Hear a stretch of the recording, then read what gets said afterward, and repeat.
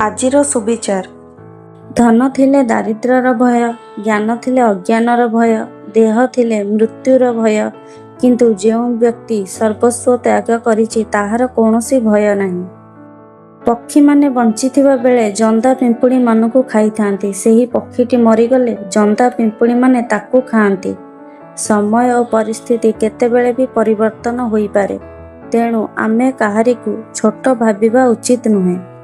ଯିଏ ସମ୍ମାନ ମିଳିଲେ ବି ଗର୍ବ କରେ ନାହିଁ, ଯିଏ ଅପମାନ ହେଲା ପରେ ବି ରାଗେ ନାହିଁ ଏବଂ ରାଗିଯାଇ ବାଧିଲା ଭଳି କଥା କୁହେ ନାହିଁ, ବାସ୍ତବରେ ସେ ହିଁ ମହାନ ହୋଇଥାଏ।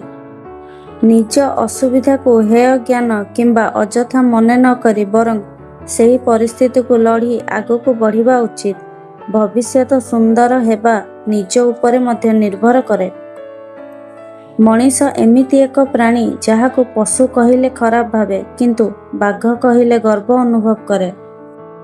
ସମ୍ପର୍କର ଡୋରି ସେତେବେଳେ ଦୁର୍ବଳ ହୋଇଯାଇଥାଏ ଯେତେବେଳେ ଲୋକେ ନିଜ ଲୋକଙ୍କୁ ପର ଓ ପର ଲୋକଙ୍କୁ ନିଜର ଭାବିବାରେ ଲାଗିଯାଆନ୍ତି।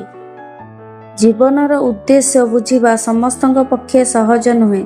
ସେହି ମଣିଷ ଜୀବନର ଉଦ୍ଦେଶ୍ୟ ବୁଝିଥାଏ ଯିଏ ଦୁଃଖ କଷ୍ଟ ସହିବା ଜାଣିଥାଏ।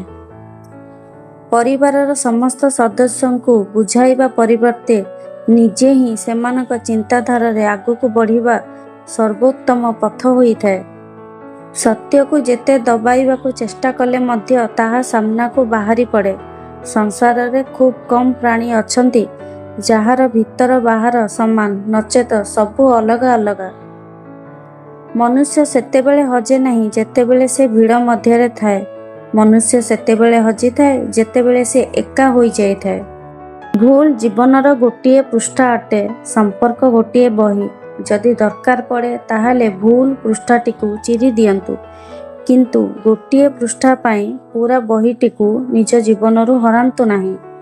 ସେହି ଲୋକମାନେ ପ୍ରକୃତରେ ବଦଳି ଯାଆନ୍ତି ଯେଉଁମାନଙ୍କୁ ଆବଶ୍ୟକତା ଠାରୁ ଅଧିକ ଭଲ ପାଇବା ଏବଂ ଇଜ୍ଜତ ଦିଆଯାଏ।